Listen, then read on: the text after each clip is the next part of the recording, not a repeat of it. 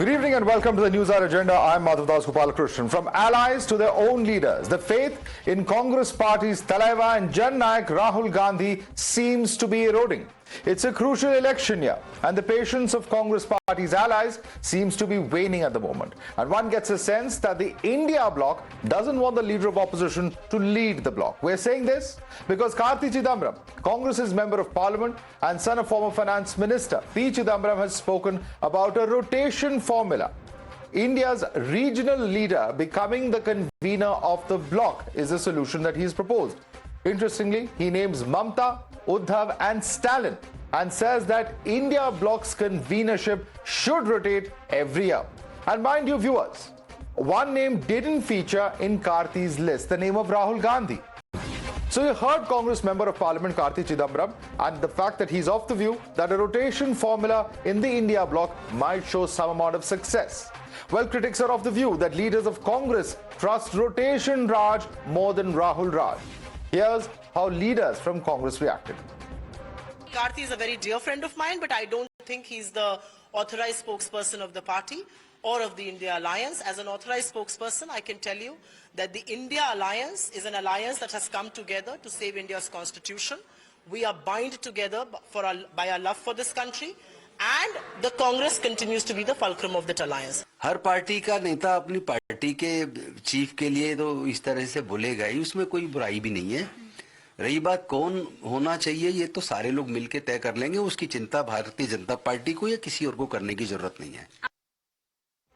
Now, this is a suggestion that can't be seen in isolation. It comes after the Shiv Sena UBT admitted in its mouthpiece Samna that all is not well in the India bloc and that Congress party is facing internal dissonance. Team Uddhav has also made it a pitch for Stalin and Mamta Banerjee to lead India. On the other hand, DMK ally VCK feels that MK Stalin should be the leader of the bloc. And remember, just a few days ago, Sagarika Ghosh, TMC MP, posted an article by former advisor to the Prime Minister Sanjay Baru and endorsed the idea of Mamta Banerjee being made the leader of the bloc as well. Listen into these reactions. अब किसी ने ये बात रखी है कि India block का नेतृत्व ममता बनर्जी को देना चाहिए और कोई कहता है कि स्टालिन को देना चाहिए। ये उनकी निजी राय। तो सब लोग अपने अपनी बात रखते हैं, लेकिन अगर कोई ये बात रखना चाहते हैं तो इंडिया ब्लॉक की मीटिंग बुलाकर उसमें चर्चा होनी चाहिए, क्या करना है आगे, क्या नहीं करना है। The BJP, not surprisingly, is taking pot shots at Rahul Gandhi over this issue.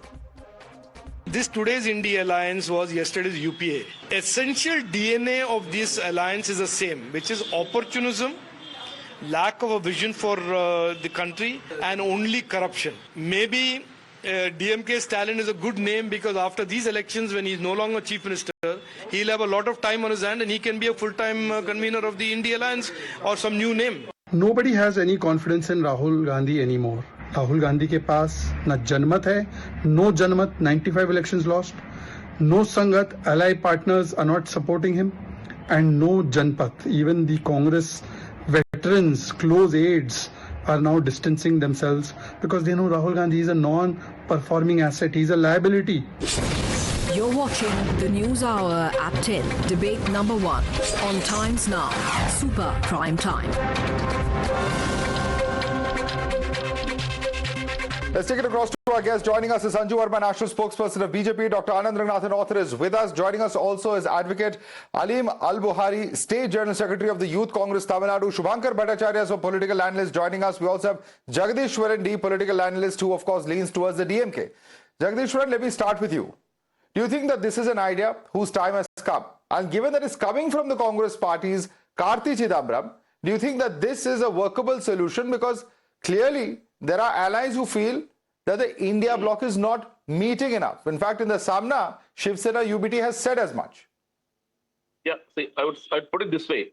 All was not well, all is not well, all will not be not well in India bloc. That is what we are seeing. Every time there is an alliance of, that is, I mean, every time there's an election in state assemblies or even in the central elections, they don't gel well. Even now when the West Bengal elections are happening, Congress is putting all candidates against TMC. Again, in Kerala, we know the story already. So most of the times, this is not. I mean, this alliance is not working out. Even in the central parliament elections, it is not working out. And or even in the assembly elections where Congress aligns with, say, for example, in Bihar, it aligns with Tejasvi Yadav. Tejasvi Yadav is pulled down. In Maharashtra, it's the same case. In most of the places. In probably in Karnataka, they are on their own. In Kerala, they might come back on their own. But in Tamil Nadu, they are again in alliance with DMK.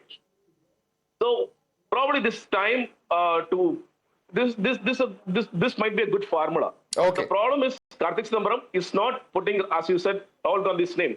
Even in the previous elections, 2019, I think M.K. Stalin was the first leader to propose Rahul Gandhi's name. He proposed his name as the Prime Minister candidate of this alliance, the DPA, Democratic Alliance or whatever. And even after that, nobody from the Congress alliance, they said they proposed Rahul Gandhi's name as PM candidate. And this is an ongoing crisis that I see in the Congress leadership. They don't recognize, or I don't understand how exactly to say it, but this is not happening. And that is the reason they think it is probably time to go for rotation. Okay. Probably, yeah. Let me bring in the Congress now on this. Advocate Alim Al-Buhari, do you think it's time that this idea is implemented? Because allies are clearly getting impatient.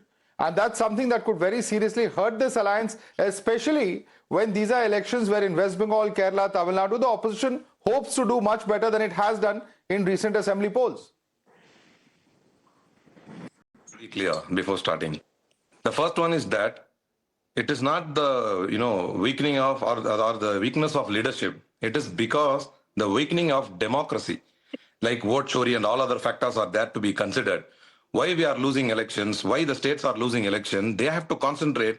Why the panel that selects the election commission was all of a sudden that was changed, that was altered and amended. No, you put those questions to the BJP, no problem, sir. BJP is here. You put those questions to him. But first answer the questions of allies. Because your own allies from Shiv Sena, UBT, whether it is Samajwadi Party which says that Akhilesh should be PM or the TMC, first answer the questions of your allies. I'll certainly, of course, put this question across to the BJP. Answer that first. That's why I said, even before you intervene, I said there are 2 points to be discussed. I was just about to finish my first point, you just intervene. Okay, the second point is that we had bitter experience of appointing conveners like Nitish Kumar. What he said, all of a sudden he exited our alliance and he joined hands with BJP. What happened? That alliance got furthermore weakened. The alliance got weakened. So, believing other regional party leaders, and especially, even though it may be the comments of Karti Chidambaram or whoever it may be, one thing has to be considered. It is their personal opinion. Even Manishankar Iyer, Karti Chidambaram or Samna, wherever it happened. One thing that we have to consider is that opposing BJP, we have to stand united. When we stand united, we can find someone. No, you have to stand united, but you can only stand united if you trust them. If you don't trust them with the convenership, then what is the point of being in alliance? Let me put that question across to Shubhankar Bhattacharya. Coming on, many hands going up, one by one. Shubhankar Bhattacharya, we've had a bitter experience with Nitish Kumar, who ran away despite being made convener of the India Alliance. Do you think that logic works today? See, Madhav, I would rather see it from a different angle, right? I quite understand very well that the angle you are trying to see it from. But let us say that only people, the parties like the India Bloc, they can show only this much of guts to actually advise something to the high command. Because in N.D.A, I don't think any party, any N.D.A alliance has enough guts to talk about the alliance demography, who should be controlling, how should... You tell me once that when did N.D.A alliance came into a central, this kind of agreement, where they actually allowed the other parties to come up, the alliance parties to come up and take the leadership, take the ownership and try to move the alliance forward. But at least Karti Chidambaram has shown that guts. He has come up with the idea, which is a very welcoming idea. That could be possible. But again, this is not the correct time. Of course, I completely agree that this is not the time. Because see, in West Bengal elections, either ways we are going, the TMC is fighting all by themselves. The Congress will be going all by themselves. So there is no alliance over there. And of course... So what is your point? So you think Mamata Banerjee, Uddhav Thackeray, Stalin should not be made the leaders of the India Bloc? Is that your position? Why not? I said it's a very welcoming idea. It's a welcoming idea, but it should not be said before the election. Welcoming idea. Your problem is that it's being stated before the election. The timing is wrong. India Bloc alliance can come up with such kind of ideas. Why can't the NDA shows?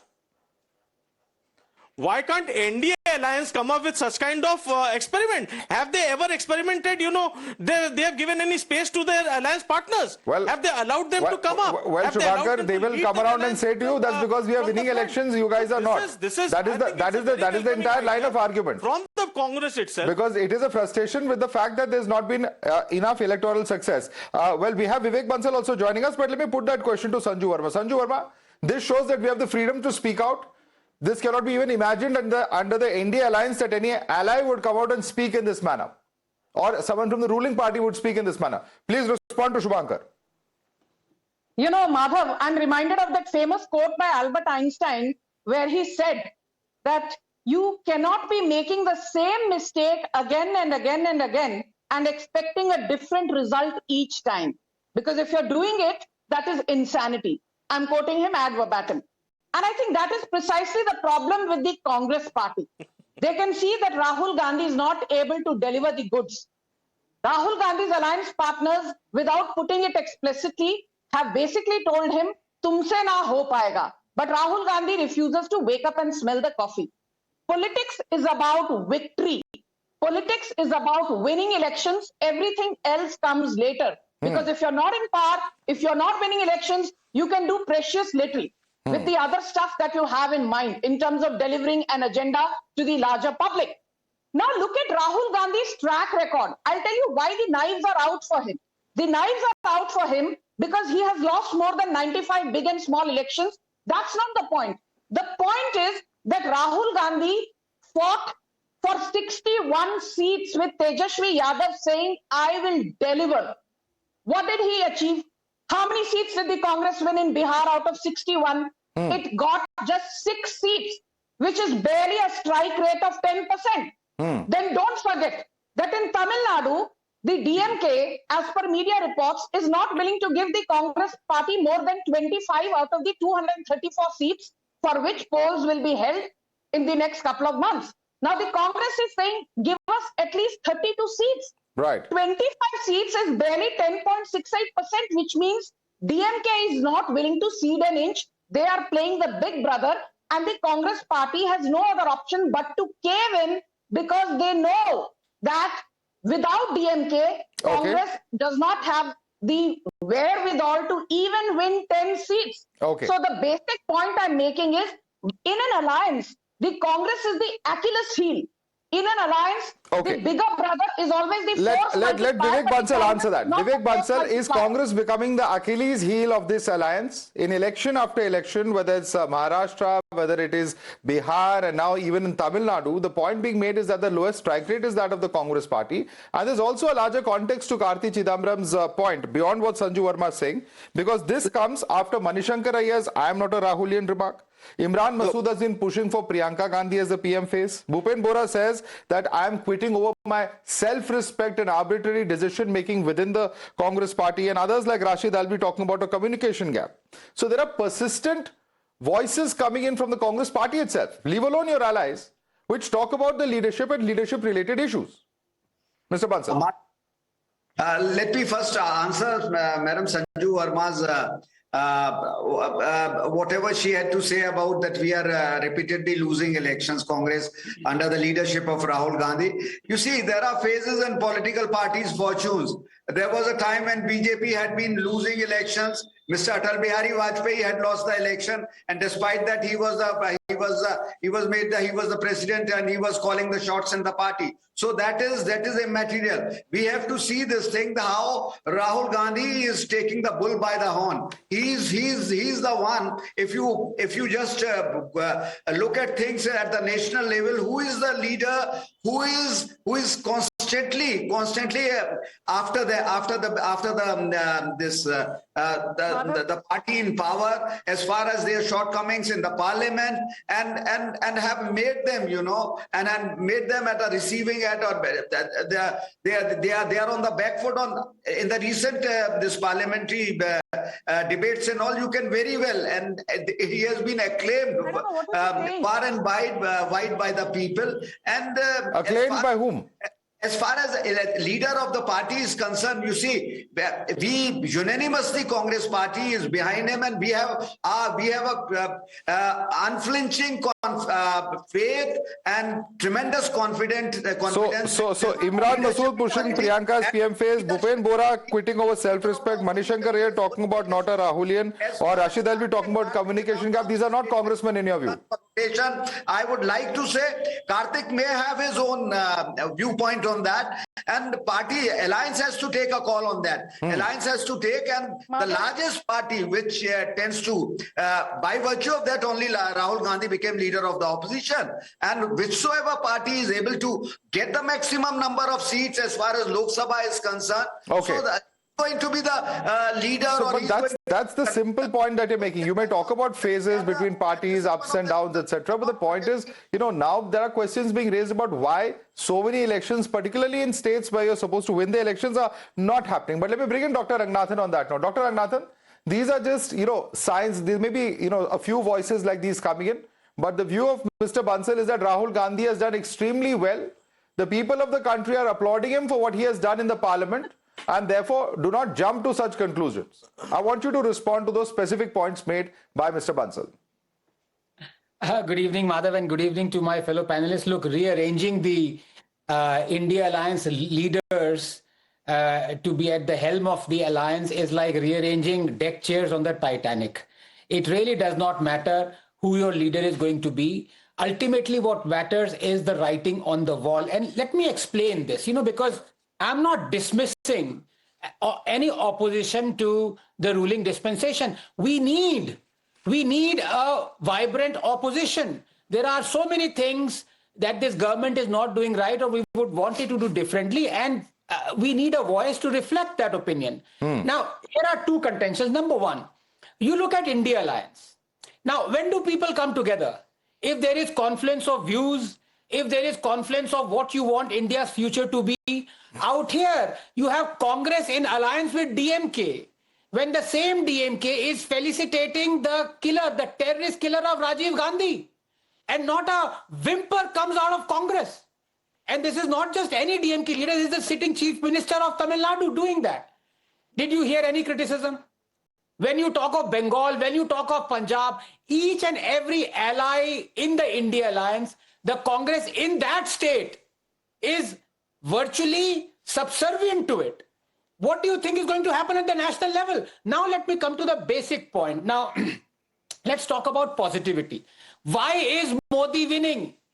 Modi is winning because he is doing things that the opposition is not able to do. I'll give you a small example because I speak with data. Did you know in the last decade, the BJP's vote share in Tripura, a small state, has increased from 1% to 41%. 1 to 41. Do you know why that has happened? Because the tap water connections have increased from 3% to 82%. Because Ayushman Bharat health scheme has increased from 1% to 54%. Things are happening on the ground, and the opposition thinks that, look, Modi is not doing anything. Now, very quickly, 30 seconds, I talked about the positive things. Let me talk about the negative things. Every negative thing that this government, BJP government is doing, exactly the same thing every opposition ruling dispensation is doing. You talk about freedom of speech curb, you talk about arrest, each and every state is replicating the negative things that the center is doing. So the people are saying, look, how are you going to be any different? Modi is better because he might be doing exactly the same things that you're doing that we consider negative. But in terms of positive, you just can't beat him. He has delivered. And that is the reason. Unless the opposition sits together, it's no point deciding who the leader is going to be. What your policies are going to be, that is what matters, Madhav. Okay, I want Shubhankar to take that question. Shubhankar, the leadership doesn't matter if your style of governance, there are people, like for instance, Sanjay Baru praised Mamata Banerjee for leading a very austere life. And that is something that people will comment. You know, in a country like India, austerity is an issue, whether we like it or not. But look at also the fact that there are huge charges of corruption that several top leaders of TMC have faced. That cannot be ignored, can it? Under Mamata Banerjee, same rule.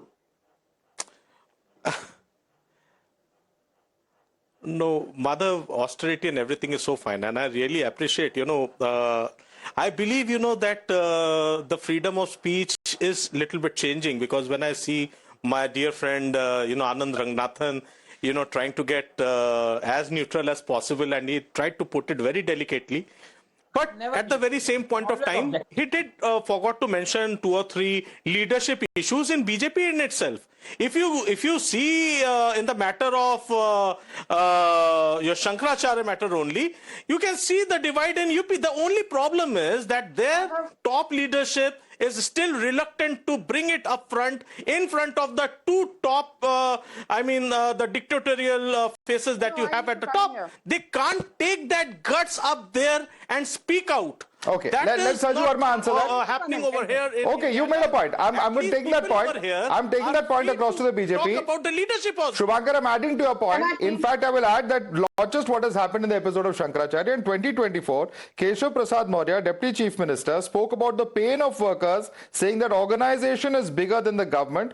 Is that also not a sign of serious internal churn happening on an issue of leadership within the state unit of the BJP there in Uttar Pradesh? So there are several other such examples. But Sanju Verma, answer that, because he's referring to UP. I will, Madhav, come to UP, but I just want to say this. जो हिंदी में कहावत है, बर्बादे गुलिस्ता करने को बस एक ही उल्लू काफी था, यहाँ तो हर शाख पे उल्लू बैठा है, अंजामे गुलिस्ता क्या होगा? The point I'm making is that the .IND.A alliance is a divided house. Don't forget, the Congress party is going to contest against the left in Kerala. But the Congress party has no qualms getting into an alliance and getting into bed with the left in West Bengal simply to stall Mamata Banerjee. And guess what? This is the same Mamata Banerjee who in Lok Sabha 2024 was not willing to give more than 2 out of 42 seats to the Congress party. She was not willing to give more than 4.76% of the total seats for the Congress party to contest on. So again, I'm coming back to the limited point. जो राजनीति में सबसे उचित कहावत है वो ये है, चढ़ते हुए सूरज को हर कोई सलाम करता है. एंड राहुल गांधी का सूरज अस्त हो रहा है. राहुल गांधी चढ़ते हुए सूरज से कोसों मील दूर है. But I will just say this. Uttar Pradesh, is there some rumbling? Is there talk of tensions, fractions? Maybe. We also heard when I.N.D.I.A Patel stepped down and Vijay Rupani took over, people said, oh, Vijay Rupani se na ho paega, we don't even know who this guy is. Just 9 months before Gujarat went to polls in 2022, we removed Vijay Rupani and the entire cabinet. And he was replaced with Bhupendra Bhai Patel. And people said, Bhupendra Bhai Patel ka to naam nahi suna. He delivered one of the most stellar victories for the BJP. We got more than 156 seats. And my second example, Madhav, very quickly in 10 seconds. Do you know of a state called Uttarakhand? Before Pushkar Singh Dhami became chief minister, for the first time, there were 2 chief ministers, Trivendra Singh Rawat and Tirath Singh Rawat. And when Pushkar Singh Dhami came in, they said, अरे जब दोनों रावत भाइयों से नहीं संभला तो पुष्कर सिंह धामी तो उत्तराखंड और बीजेपी को डुबो देंगे. Today Pushkar Singh Dhami came back to power for the second time in a row in 2022, and he was the only chief minister. But that proves their point of infighting. So. Nevertheless, let me just take this across to Vivek Bansal. Vivek Bansal, simple question is this. Today we have a situation where Samna is writing editorials. The Shiv Sena is saying the India alliance is not meet enough. You have the TMC which is saying make Mamata Banerjee the chief. You have Samajwadi Party which in the past has said make Akhilesh the chief. You have a section which says make Stalin the chief, including Karti Chidambaram, who's taken the name of Stalin as well. Is there a serious issue within the allies? Because it appears, leave aside what BJP is saying, it appears your own allies are becoming pretty impatient with the way things are running. Madhav, it's being, I somehow feel whatever little understanding I have of the alliance and whatever I move around with leaders and all, it has been blown out of proportion. We'll be able to sort out our problems. If at all alliance has any problems as you perceive that leadership issue, I don't think leadership is a serious issue. These sort of things, once you also know, as Madam Sanju also said, ki charte suraj par once the things are not going well for the alliance or for the party, there are bound to be rumblings. But we can take care of them. We have a very Congress party has a very large perspective on things. Irrespective, we are not, as you know, and this is crystal clear that Rahul Gandhi is not a person who seeks power. He wants to deliver goods for the people, and he's fighting for the people in the real sense of the term. And as far as austere life is, I think Rahul Gandhi is, as far as austerity is concerned, I think he took as a living example for the politicians of this country. The way austerity is also an example, and we will take care. Don't worry about that. Whatever, as I said, whatever noises are being made or from time to time things are coming. And as far as Kartik is concerned, he's in the habit of shooting from the hip, so we don't take Okay, Karti Chidambaram is just shooting from the hip, but Rahul Gandhi is a symbol of austerity. Dr. Ranganathan. Now, I really respect Bansalji. He's a very dear friend, very erudite person. But the fact is, Rahul Gandhi's one T-shirt is the equivalent of Bansalji's 1 month's salary. So let's not talk about austerity out there. The fact of the matter is the following. No, let's be serious out here. Let's not talk about austerity and politicians being austere. We all know the reality. No, Bansalji, 1 second. मैं बहुत serious बात करने जा रहा हूँ. Why does the DMK need the Congress in Tamil Nadu? Let me tell you the reality. The reality is, as far as economics is concerned, as far as welfare is concerned, Tamil Nadu is actually right now India's one of the best top 2 or 3 performing states. The GDP per capita has increased by 72% in the last 5 years. You talk of manufacturing, it is contributing almost a fifth to India's total manufacturing. Everything is going. Of course, I see it differently. I would want someone to come in so that the pace would be 4 times as much. But the point is, Congress is not going to contribute to that. Even BJP does not have a solution that is over and above how to increase the growth, because the policies are going to be the same. So why does the Congress, why does the DMK need the Congress in Tamil Nadu? Nobody is able to answer that question. DMK knows let Alim Al-Buhari answer that. Alim Al-Buhari, why does the DMK need the Congress? And the very fact that Mr. Stalin has held out so long, despite the various threats coming in, now it's come to a point where the Congress leadership is saying that if people speak out, there will be action. We all know what happened in that meeting with Mr. K.C. Venugopal in Chennai. That's public information now. So has, in a way, Mr. Stalin, DMK called out the Congress's bluff in Tamil Nadu? That's a question that Dr. Ranganathan is posing in a slightly different language. Okay, that's what Mr. Dr. Ranganathan also said.